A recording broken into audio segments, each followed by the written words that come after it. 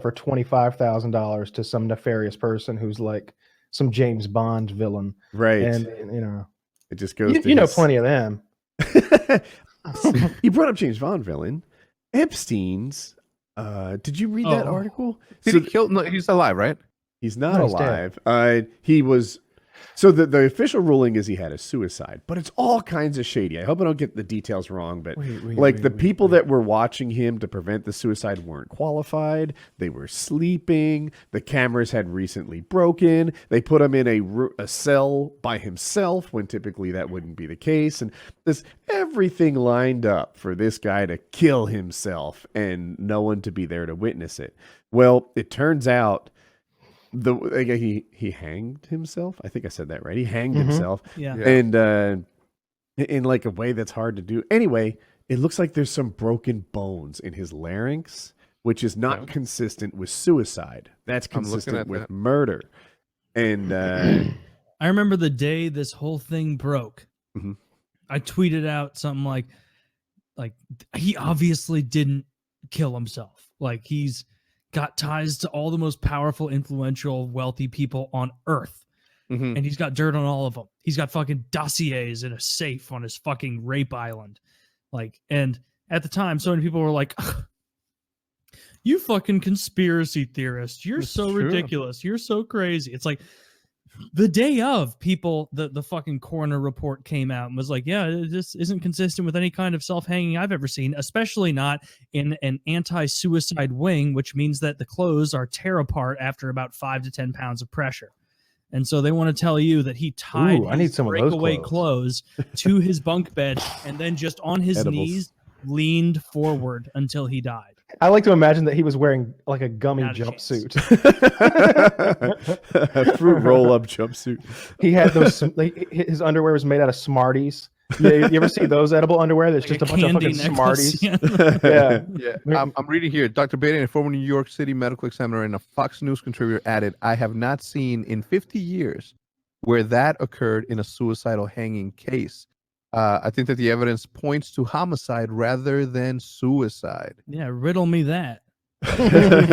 Yeah. Whenever that news story came out, I was sitting there in like the TV room of the prison with a bunch of prisoners, and I looked at the guy to my right. I was like, "What do you think?" And he's like, "They killed that brother." They did. We're all transitioning to brother now.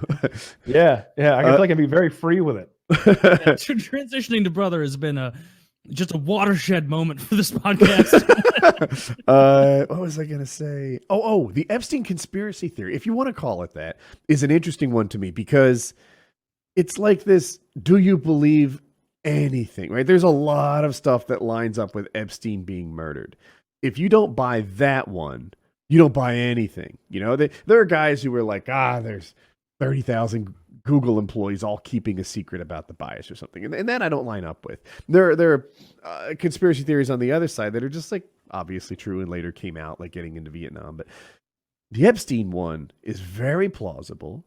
It doesn't require 1,500 people to collectively keep a secret. And there's guys who were really motivated and powerful. Like it could be. Stuff like Bay of Pigs required a lot more than 1,500 people to stay quiet. And it did for a while, right? I don't know the details on Bay of Pigs. That sounds like a while ago. Yeah, getting away with conspiracy shit would have been so easy before the internet. Yeah, think about it. And then like seeing how this stuff happens in real time, where they'll be like, "Oh, the Panama Papers. Oh, pish posh, push that to the side. Oh, the Epstein thing. Oh, but did you hear about this thing that happened in North Carolina or in West Virginia?" It's like the media does make the news in that way. And when you see how many media moguls are implicated in something like an Epstein thing, it's like, oh, well, yeah, of course they would push the narrative away. There was that thing that came out recently about Jeff Zucker, like the head at CNN, having calls with his like mainstream hosts and smaller reporters before every day at like 9:30 a.m. giving talking points, like saying, don't talk about this, talk about that, don't talk about this, talk about that. And people are like, oh, CNN's so corrupt. And it's like, bitch, do you think CNN is the only one doing this? You don't think Fox and MSNBC and ABC and all of you don't think they're all doing the same shit? Of course they are. of course they're constructing the news. They get to make the news, you know. Yeah. You guys Makes watch Succession? I've never No, seen what Succession. is that about? I assume about the succession to a throne. Yeah, no, Succession. It's a show on HBO. It's loosely based on Rupert Murdoch. He's got it's like a family drama, but it's super, super, super good.